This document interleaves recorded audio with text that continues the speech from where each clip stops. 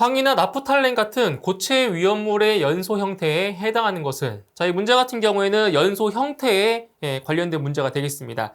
자, 이때 이제 황이나 나프탈렌이라고 했습니다. 황과 나프탈렌 같은 경우에는 이제 대표적인 바로 증발 연소의 하나인 거죠. 정답은 3번의 증발 연소고요. 이 증발 연소라고 하는 것은 이제 고체가 녹으면 이제 액체가 되고, 액체가 어떠한 열에 의해서 이제 가열되면 증기가 되겠죠. 그 증기가 공기 중과 만나서 연소하는 그러한 형태가 바로 증발 연소인 겁니다. 그래서 대표적인 것이 황과 나프탈렌 같은 것이 있는 거죠. 그래서 정답은 3번의 증발 연소가 정답이 되겠습니다. 출하란 화재를 뜻하는 말로서 옥내출하, 옥외출하로 구분한다. 다음 중 옥외출하 시기를 나타낸 것은, 자, 보기 중에서 옥외출하 시기에 해당하는 것을 찾는 거예요. 보시면 옥내출하와 옥외출하의 차이점이 뭐예요? 옥내인지 옥외인지, 그러니까 안쪽과 바깥쪽을 잘 구분하시면 되겠죠. 자, 1번에 천장 속, 벽 속 등에서 발염 착화한 때, 자, 천장 속이나 벽 속 같은 경우는 실내가 되는 거죠. 실내니까 옥내출하가 되는 거고요. 2번에 창, 출입구 등에 발염 착화한 때, 자, 창이나 출입구 같은 경우에는 실내와 실외의 경계 부분에 있죠. 그래서 실외와 접해 있기 때문에 바로 2번이 옥외출하로 구분할 수가 있는 거죠. 정답은 2번이고요. 그다음 3번에 가옥 구조에서는 천장판에 발염 착화한 때, 천장판 같은 경우에도 옥내 실내이기 때문에 옥내출하가 되는 거고요. 그다음 4번에 불연천장인 경우 실내의 그 뒷면에 발염 착화한 때, 실내라고 했죠. 그래서 4번도 옥내출화가 되는 겁니다. 정답은 2번이 바로 옥외출화가 되겠습니다. 정답은 2번입니다. 화재 시 연기를 이동시키는 추진력으로 옳지 않은 것은, 자, 보기 중에서 이제 화재 시 연기를 이동시키는 그러한 추진력에 해당하지 않는 것을 찾는 문제가 되겠습니다. 자, 1번의 굴뚝 효과, 2번의 팽창, 3번의 중력, 4번의 부력. 자, 보기 중에서 자, 연기를 이동시키는 그러한 추진력이 아닌 것은 바로 3번의 중력이 되겠죠. 이 중력 같은 경우에는 어떤 물체를 이제 지구 중심, 즉 아래쪽으로 끌어당기려는 힘인 거잖아요. 그렇기 때문에 연기의 이동, 즉 연기는 화재가 발생했을 때 연기는 위로 올라가는 그러한 성향이 있죠. 그래서 3번의 중력이 해당하지 않는 거죠. 그리고 이제 1번 같은 경우는 굴뚝 효과, 다른 말로 연돌 효과라고도 하죠. 이 굴뚝 효과 같은 경우에는, 자, 화재가 발생했을 때 실내와 실외 온도 차에 의해서 밀도의 차가 생깁니다. 그래서 연기가 위로 올라가려는 그러한 성질, 굴뚝 효과라고 하는 거죠. 맞고요. 2번에 팽창 같은 경우에는 화재가 발생을 하면 실내의 온도가 올라가죠. 실내 온도가 올라가면 공기가 그만큼 팽창하기 때문에 부피가 더 커집니다. 그래서 공기가 마찬가지로 위로 올라가려는 그러한 성질이 있는 거죠. 4번 부력 같은 경우도 연기를 이동시켜주는 그러한 추진력이 될 수 있습니다. 정답은 3번의 중력이 정답이 되겠습니다. 화재 시 발생하는 연기에 관한 설명으로 옳은 것은, 자, 보기 중에서 연기에 관한 설명으로 설명이 잘 된 것을 찾는 문제가 되겠습니다. 자, 1번에 연소 생성물이 눈에 보이는 것을 연기라고 한다. 자, 1번 맞는 거죠. 연소 생성물 중에서 다양한 연소 생성물 중에서 눈에 보이는 것을 연기라고 하는 거죠. 자, 1번이 옳은 설명이고요. 자, 2번에 수직으로 연기가 이동하는 속도는 수평으로 이동하는 속도와 거의 같다. 아니죠. 수직으로 이동하는 연기의 속도가 수평으로 이동하는 연기의 속도보다 훨씬 더 빠릅니다. 2번 틀렸고요. 3번, 모든 연기는 유독성의 기체이다. 자, 연기 같은 경우에는 독성이 있는 것도 있고 없는 것도 있어요. 그렇죠? 그래서 모든 연기는 유독성이 있는 것이 아니고요. 없는 것도 있고요. 그리고 모든 연기는 기체라고 했는데, 자, 이 연기는 기체로만 이루어져 있는 것이 아니라 밀입자의 고체 또는 액체로도 이루어져 있습니다. 그래서 3번도 틀렸고요. 다음 4번. 연기는 복사에 의하여 전파된다. 자, 복사는 열 전달의 대표적인 하나의 예죠. 복사가 아니고 바로 연기는 대류에 의해서 전파를 하는 겁니다. 그래서 옳은 설명은 1번이 정답이 되겠습니다. 한론소화약제의 일반적인 특성에 대한 설명으로 옳지 않은 것은, 보기 중에서 한론소화약제에 대한 설명이 잘못된 것을 고르는 문제가 되겠습니다. 자, 1번. 비전도성이므로 전기 화재에 적응성이 있다. 1번 맞는 거죠. 한론소화약제 같은 경우는 비전도성이기 때문에 바로 전기 화재에 아주 적합한 거죠. 2번, 약재 자체는 독성이 강하나 열 분해 생성물은 독성이 없다. 자, 2번은 반대로 설명한 거죠. 자, 이게 맞는 거예요. 약재 자체는 독성이 약하나 열 분해 생성물은 독성이 강하다. 이렇게 돼야 맞는 거죠. 자, 2번이 틀렸고요. 3번, 증기 비중이 공기보다 커서 바닥에 가라앉으며 질식 효과를 나타낸다. 3번 맞는 내용입니다. 다음 4번, 화학적 연쇄 반응을 차단, 즉 부촉매 효과하여 소화한다. 맞는 거죠. 그렇죠? 그래서 옳지 않은 것은 2번입니다. 약재 자체는 독성이 약하지만 바로 열 분해를 했을 때 그 생성물은 독성이 매우 강합니다. 그래서 지금 현재 할론 소화약제는 잘 사용하고 있지 않는 거죠. 정답은 2번이 되겠습니다. 다음 중 제6류 위험물의 공통 성질이 아닌 것은, 자, 제6류 위험물 같은 경우에는 뭐예요? 바로 산화성 액체이죠. 예, 산화성 액체. 산화성 액체의 공통 성질이 아닌 것을 찾는 문제가 되겠습니다. 자, 1번에 모두 비중이 1보다 작으며 물에 녹지 않는다. 자, 1번 틀렸습니다. 제6류 위험물 같은 경우에는 모두 비중이 1보다 큽니다. 그리고 물에 녹지 않는 것이 아니라 물에 잘 녹는 그러한 성질이 있는 거죠. 자, 1번이 틀렸고요. 2번, 모두 산화성 액체이다. 맞는 거죠. 제6류 위험물의 성질이 바로 산화성 액체. 이것도 시험에 자주 나오는 겁니다. 2번 맞고요. 3번, 모두 불연성 물질로 액체이다. 그렇죠? 산화성 액체라고 했어요. 바로 불연성 물질로 액체이다. 예, 맞는 내용입니다. 4번, 모두 산소를 함유하고 있다. 그래서 제6류 위험물 같은 경우는 산소 공급원의 역할도 한다라고 했습니다. 4번 맞는 거죠. 그래서 옳지 않은 것은 1번이 틀린 내용이 되겠습니다. 과산화 물질을 취급할 경우에 주의사항으로 가장 관계가 먼 내용은, 자, 보기 중에서 잘못된 내용을 고르시면 되겠습니다. 자, 1번에 가열, 충격, 마찰을 피한다. 어때요? 가열, 충격, 마찰을 피한다. 1번 맞는 내용이죠. 2번, 가연 물질과의 접촉을 피한다. 당연하죠. 가연 물질과의 접촉을 피해야 안전한 거고요.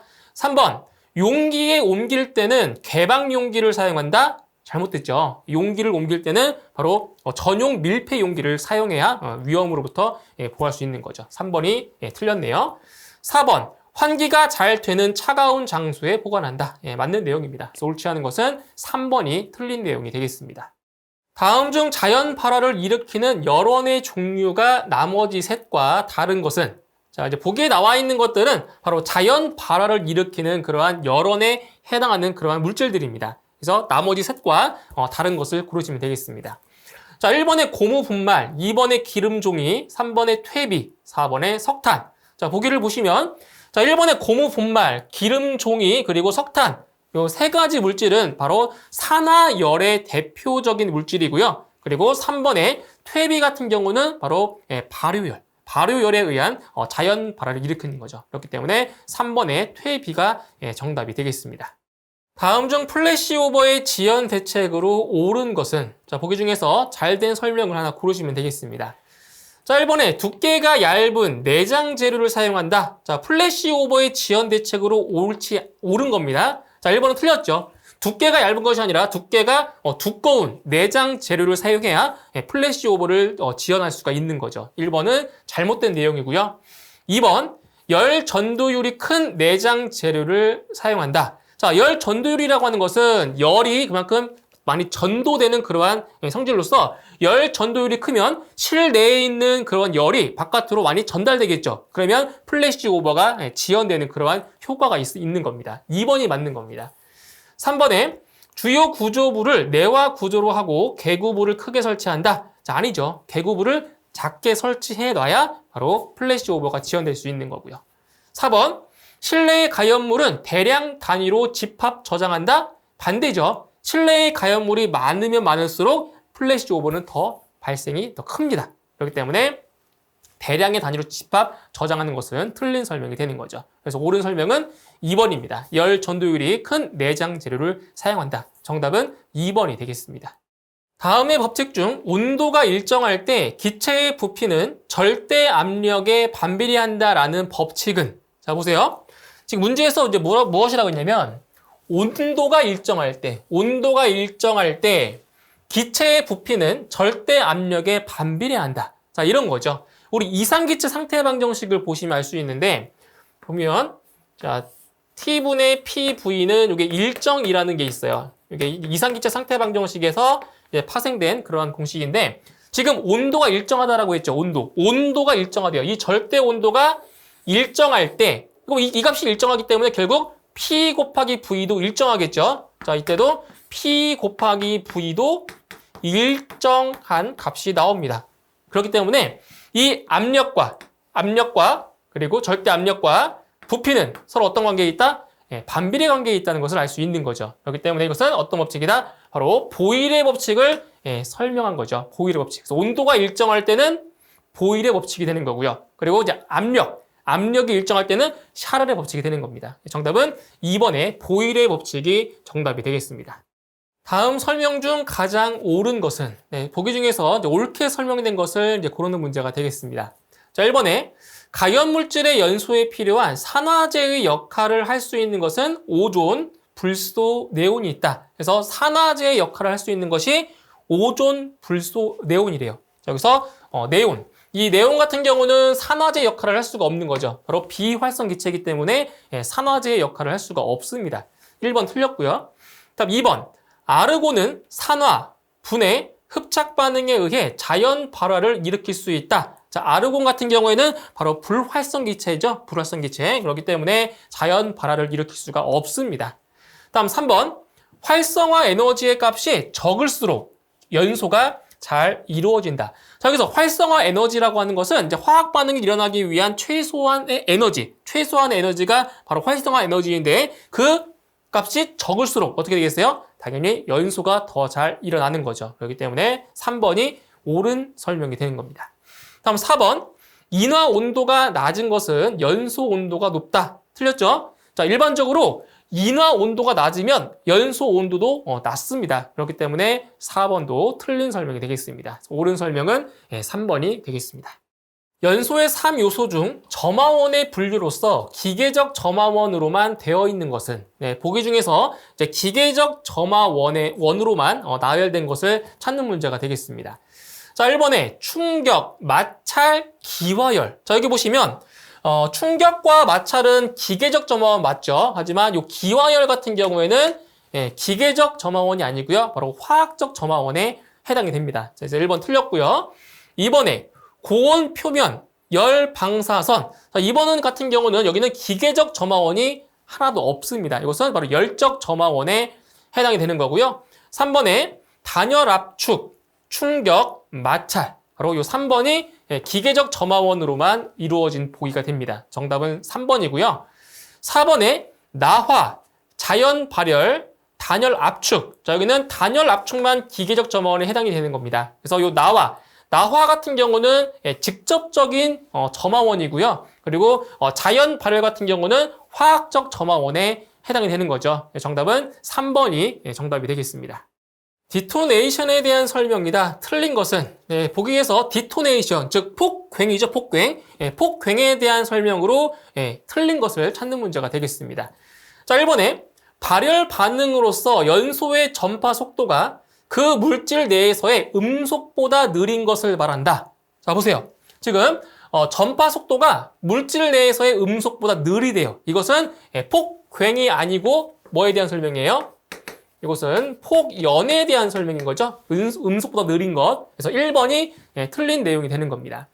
다음 2번에 물질 내에 충격파가 발생하여 반응을 일으키고 또한 그 반응을 유지하는 현상이다. 자, 2번 틀린 내용 없죠.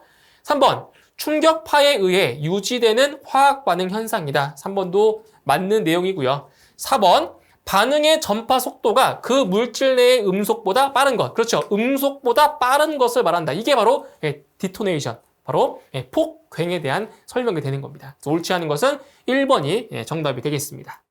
순수한 액화석유가스의 일반적 성질에 대한 설명으로 잘못된 것은 바로 LPG죠. 액화석유가스, LPG에 대한 일반적인 성질이 아닌 것을 찾는 문제가 되겠습니다. 자, 1번에 휘발유 등 유기용매에 녹는다. 1번 맞습니다. 액화석유가스 같은 경우에는 바로 유기용매에 녹습니다. 맞고요. 2번 액화하면 물보다 가볍다. 2번도 맞죠? 액화시키면 물보다 가볍습니다.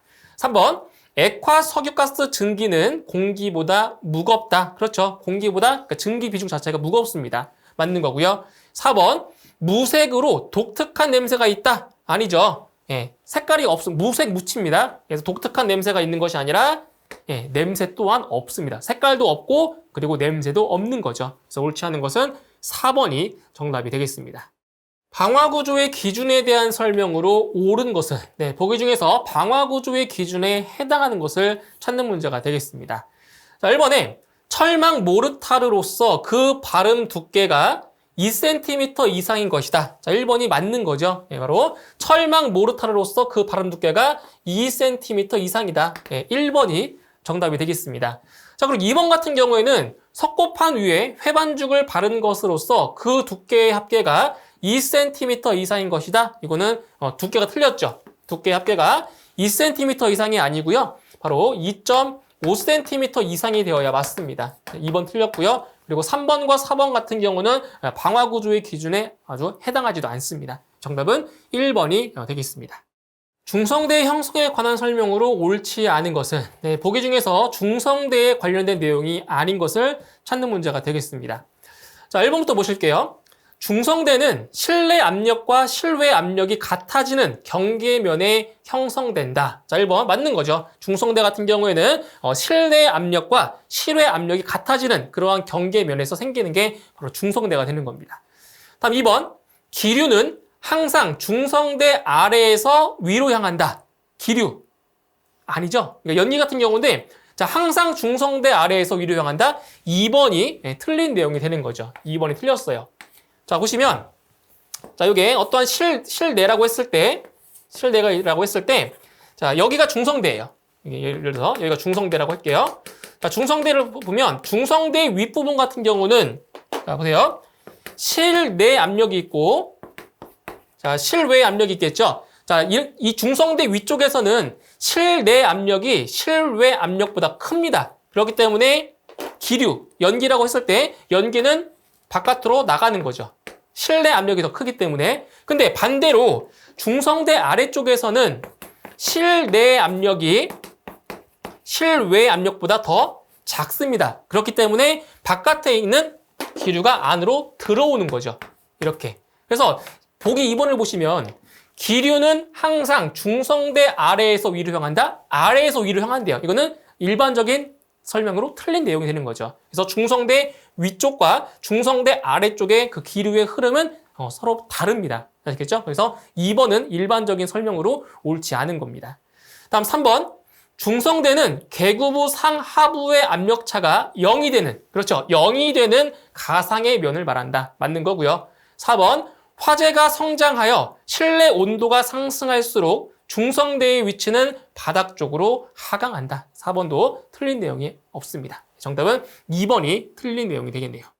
위험물의 유별에 따른 대표적인 성질의 연결이 옳지 않은 것은 자, 위험물 같은 경우에는 크게 6가지로 분류를 하고 있죠. 제1류 위험물부터 제6류 위험물까지 바로 각각의 위험물에 따른 성질들이 있습니다. 자, 1번에 제1류 산화성 고체 맞는 거죠? 제1류 위험물은 산화성 고체 맞고요. 2번 제2류 가연성 고체 맞는 거죠. 제2류 위험물 성질이 가연성 고체 맞고요. 3번 제4류는 인화성 액체이다. 맞는 거죠. 휘발유, 등유 이런 거 다 포함되고 있는 거죠. 인화성 액체 맞고요. 4번 제5류 산화성 액체 틀렸습니다. 그래서 보세요. 산화성 액체는 바로 제6류 위험물이죠. 제6류 위험물의 성질이고요. 그렇죠? 제6류 위험물의 성질이 산화성 액체입니다. 그러면 여기에서 제5류 위험물의 성질은 뭐예요? 바로 자기 반응성 물질인 거죠. 자기 반응성 물질. 네, 그렇기 때문에 4번이 틀린 내용이 되겠습니다. 정답은 4번입니다. 방화부액 내 모든 가연성 물질이 완전 연소되었을 때 발생하는 방출 열량을 단위 면적으로 나눈 값으로 화재의 규모 및 지속 시간을 예측하는 척도는 1번 화재 하중, 2번 연소 하중, 3번 적재 하중, 4번의 화재 강도. 자, 보기 중에서 지금 문제에서 설명하는 내용은 바로 화재 하중이 되는 거죠. 즉, 단위 면적당 가연물의 양. 이것이 이제 화재 하중인데, 자, 여기에서는 뭐라고 했어요?